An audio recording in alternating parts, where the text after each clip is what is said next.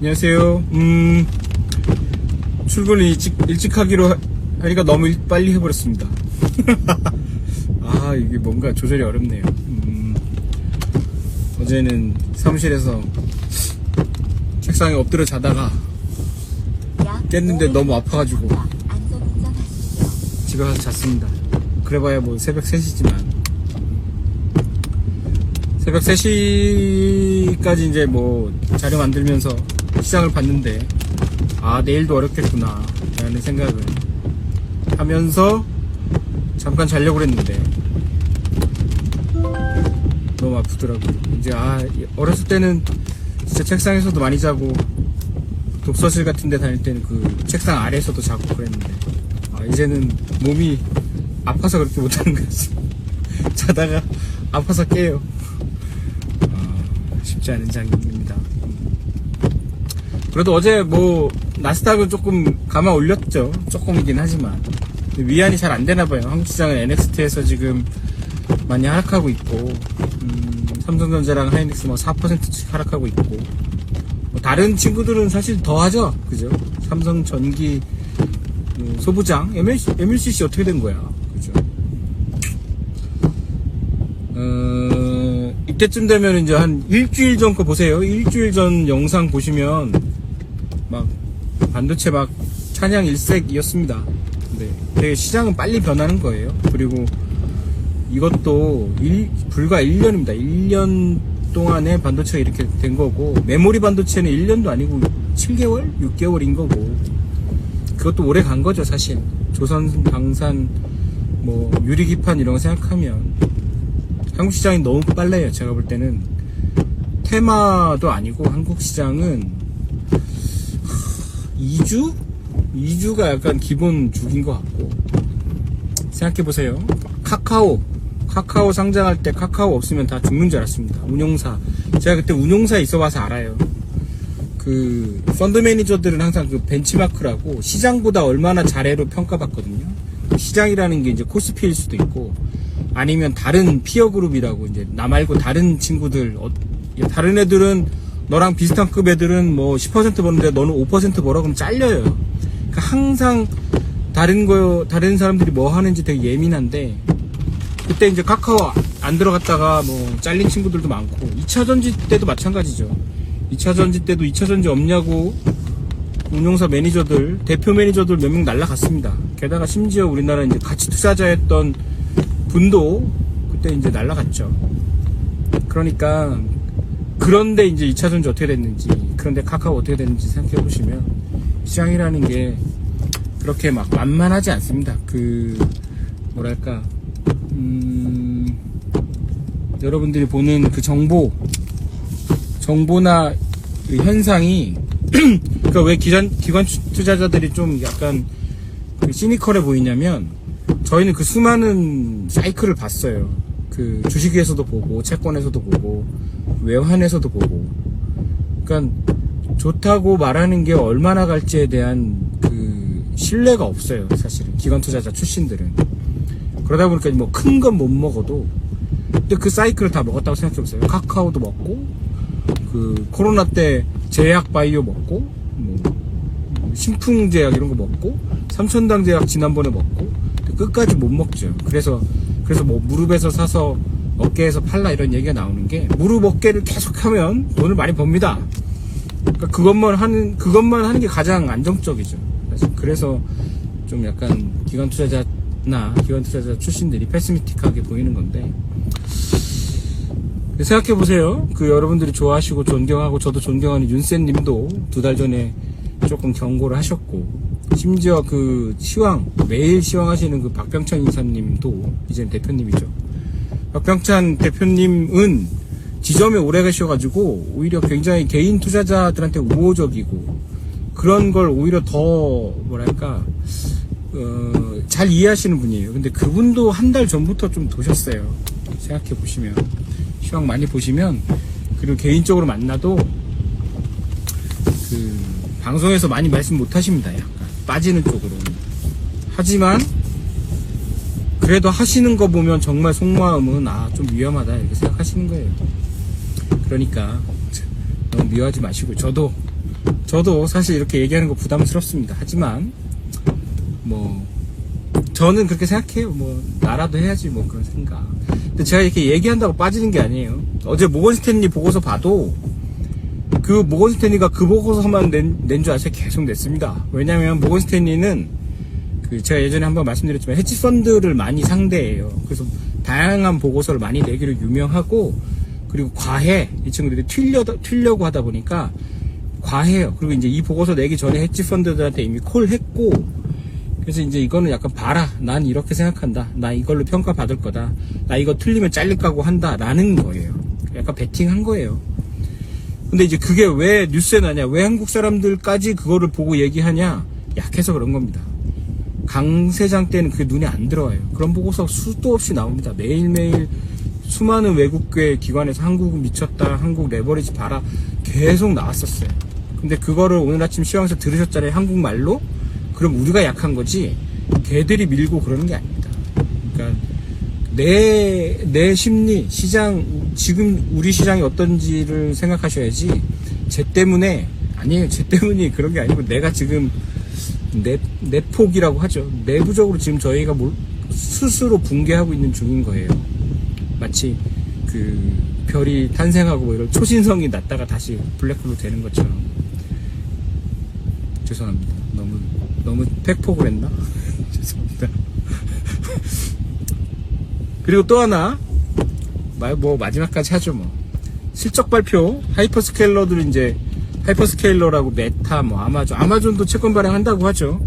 아마존이 돈이 없어서 그러는 게 아닙니다. 미리 땡겨 놓는 거고. 아마존이 미리 땡기면 아마존만큼 신용등급 안 되는 애들이 돈을 못 땡겨요. 그러면 이제 힘들어지는 거죠. 반도체 업체들이 힘들어질 겁니다. 오라클이나 오픈AI나. 넘어가고, 하이퍼스케일러들이라고 부르는 이제 AI 끝단에 있는 친구들, 뭐 구글, 아마존, MS 이런 친구들 실적 발표하면은 또다시 AI에 투자를 할 테니까, 투자를 하는 게 확인될 테니까 반도체가 좋겠지라고 생각하지만, 요즘의 분위기가 그 친구들도 이제 그 실적 발표하면 컨퍼런스 콜이나 뭐 이런 거 해야 되잖아요. 그리고 이제 주주들한테 설명을 해야 되잖아요. 우리처럼 오너 기업들이 아니라서 내가 할 건데 뭐 니들이 뭐 이렇게 할 수가 없어요. 주주들의 항의가 엄청나요. 주가 막 빠지고. 그러면 내가 하이퍼스케일러 CEO나 CFO라고 생각해 보세요. 이번에 뭐라고 얘기하지? 우리가 캐펙스라고 투자는 엄청 많이 했어. 근데 수익은 아직 안 나. 뭐라고 하지? 이거를 이제 난 투자 안 할 거예요 라고 얘기할 수가 없어요. 아직은. 근데 생각해 보시면 지난 2분기 전까지만 해도 이 하이퍼스케일러들이 그랬습니다. AI 경쟁에서 내가 빠지느니 내가 망하겠다. 그때는 이 경쟁에서 내가 돈을 얼마나 더 쓰고 얼마나 더 투자하고, 이게 주주들한테 어필하는 방법이었어요. 봐라, 나는 진짜 망할 각오를 하고 여기 뛰어든다. 그러니까 날 믿어달라. 근데 지금 주주들이 지쳤어. 뭐라고 해야 돼요? 난 돈을 벌면서 할게요. 그래서 메타가 그런 겁니다. 메타가 이제 나 조금 그 데이터 센터 캐파 남는 거 그 좀 돈 벌면서 할게 라고 하는 거죠. 그리고 다른 친구들도, 애플 같은 경우는 이제 주주들한테 아이폰 값 올리고 아이폰 값을 올리면 주주들이 그럽니다. 야, 그 값 올리면 사람들 안 사면 매출이 줄어들 것 같은데, 그러니까 애플이 칩을 싸게 만들게요 라고 하는 거죠. 하이퍼스케일러들도 실적 발표할 때 이번에 대책을 내놔야 됩니다. 내가 수익성이 떨어지지 않는 하에서 투자하고 있다. 근데 투자를 줄일 수는 없어요. 죄송합니다. 제가 보긴 봤는데 저분이 일찍 나온 거예요. 쓰려고 했는데. 어쨌든 실적을 발표할 때 얘기를 해야 돼요. 그럼 어떻게 하겠어요? 원가를 낮춘다고 할 가능성이 있습니다. 근데 칩 가격을 낮추거나 내가 어떤 식으로든 조금 뭐 소프트웨어를 뭐 최적화해가지고, 그렇게 되면 메모리 반도체는 별로죠. 사실 모건 스탠리가 그러니까 어제가 아니고 원래 냈는데, 우리가 오늘 지금 돌려보고 있는 그 보고서가 얘기하고 있는 게 그거예요. 야, 하이퍼스케일러가 갑인데, 사실은 돈 주는 애들인데, 지금은 잠깐 쇼티지 나서 뭐 납품하는 애들이 지금 배짱 부리고 있지만, 걔들이 돈 안 주기로 맘먹으면 돈을 못 벌 수도 있을 건데, 마치 현대차 하청업체들이 현대차가 그렇다는 게 아니고, 우리는 이제 그래, 애플이 이제 TSM, 그, 애플 조립하는 그 중국 기업 쪼고 이런 거랑 비슷한 겁니다. 그게 원래 생태계가 그런 거야. 그런데 지금 잠깐 그런다고 걔네 메모리 반도체가 막 매출 총이익률이 80% 50% 되는 게 맞아? 라고 얘기한 거예요. 모건 스탠리 그냥 당연한 얘기를 한 거예요. 근데 이제 주식이 빠지니까 그런가? 왜 이렇게 하고 있는 거죠, 우리가.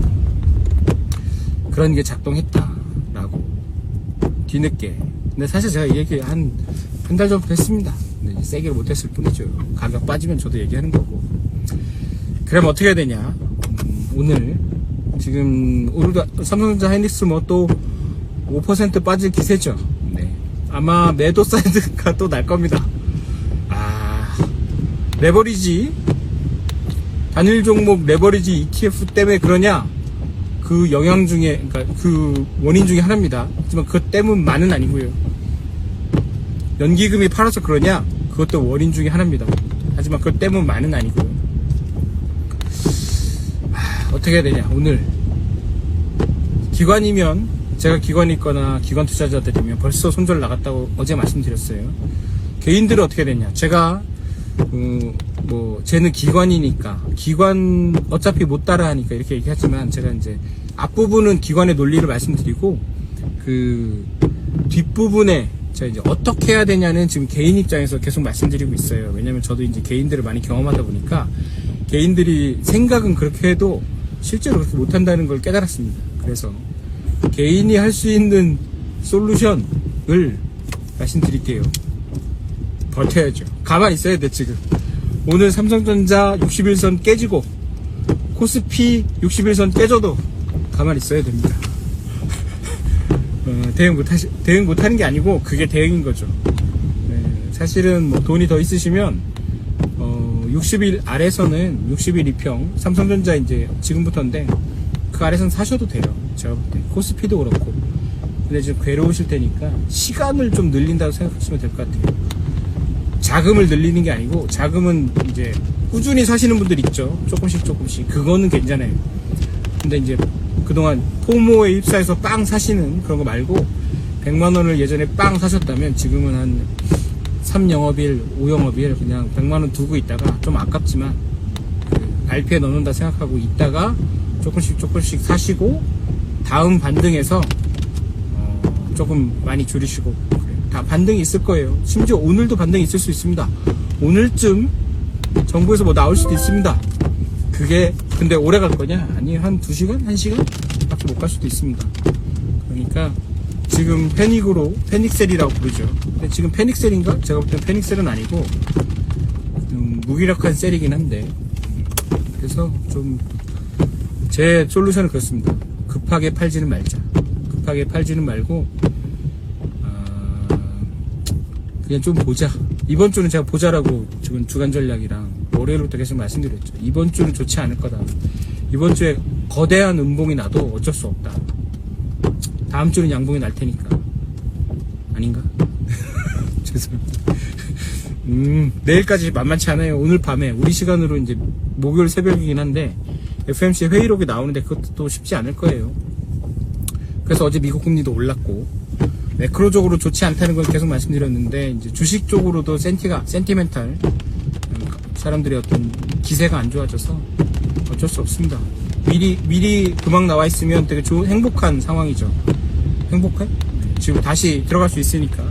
삼성전자 30만원 깨졌죠. 깨졌다고 봐야지. 많이 깨졌지. SK 하이닉스 오늘 200만원 깨지겠죠. 잠깐이라도. 근데 SK 하이닉스 200만원이 뭐 큰 의미가 있는 숫자는 아닙니다. 그죠? 아닌가? 어쨌든 제 생각은 조금 여유를 가져야 된다. 두려우시겠지만 그렇습니다. 네, 그래서 오늘도 잘 너무 빨리 나왔는데 시간을 어떻게 조절해보도록 하겠습니다. 근데 이게 저희가 화목에 제가 병원 간다는 거 말씀드렸었는데, 그거는 어쩔 수 없이 시간을 맞춰야 돼요. 일찍 나와도 병원에서 나오는 시간이 정해져 있기 때문에. 근데 월수금은 조절이 잘 안 되더라고요. 그래서 어쨌든 녹화된 거 릴스로 보시길 권장드립니다. 라이브보다는.